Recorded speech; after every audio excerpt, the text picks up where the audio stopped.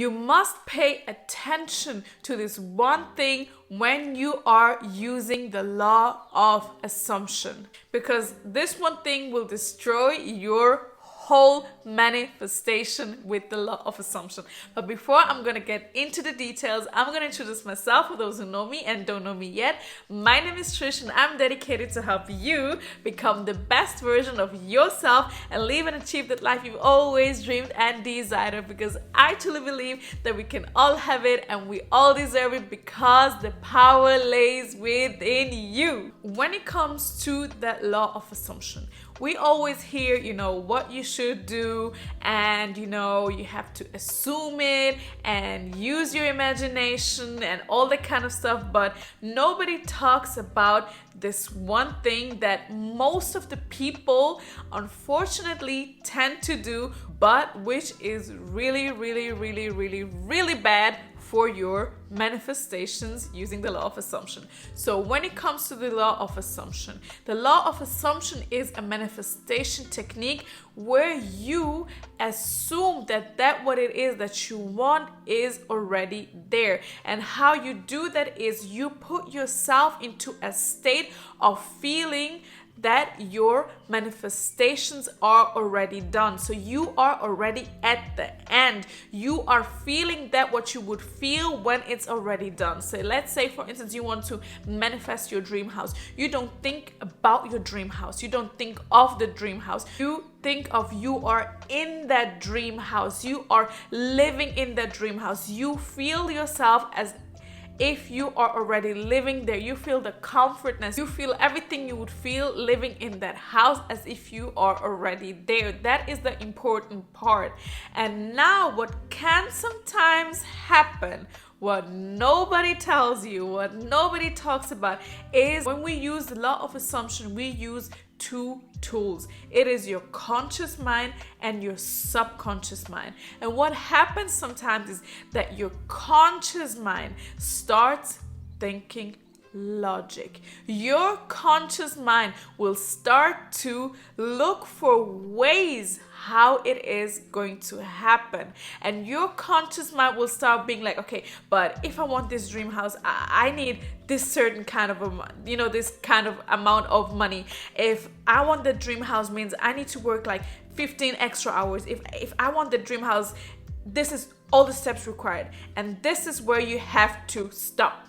Do not do that. The thing that destroys your manifestation when you want to manifest with the law of assumption is your logical mind. So we all have a right brain and a left brain. So your left brain is your logical brain, and your right brain is your creative brain, your emotional brain. And when we use the law of assumption, guess what it is that we need? We need the right brain, the emotional brain, the creative brain, because you are creating that. We don't need the logical brain, because your logical brain will stop you from getting there, because your logical brain will want to start to analyze how is it that we are gonna get there, how is it that we're gonna make it. And your logical brain is that part which is gonna tell you, maybe ain't that easy, let's just forget about it, or let's just sell ourselves for cheap or just go lower. But we don't want that, because we want everything that we desire of, we want everything that we dream of, and we can have it. And how you can do that, I'm gonna tell you now. I know some people just tend to always think more logic, and some people are more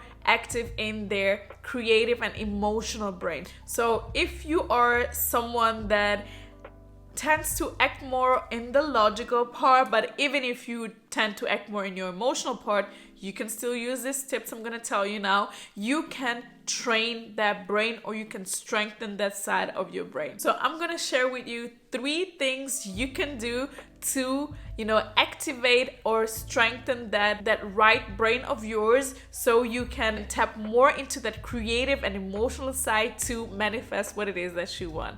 So step number 1, what you can do is meditate.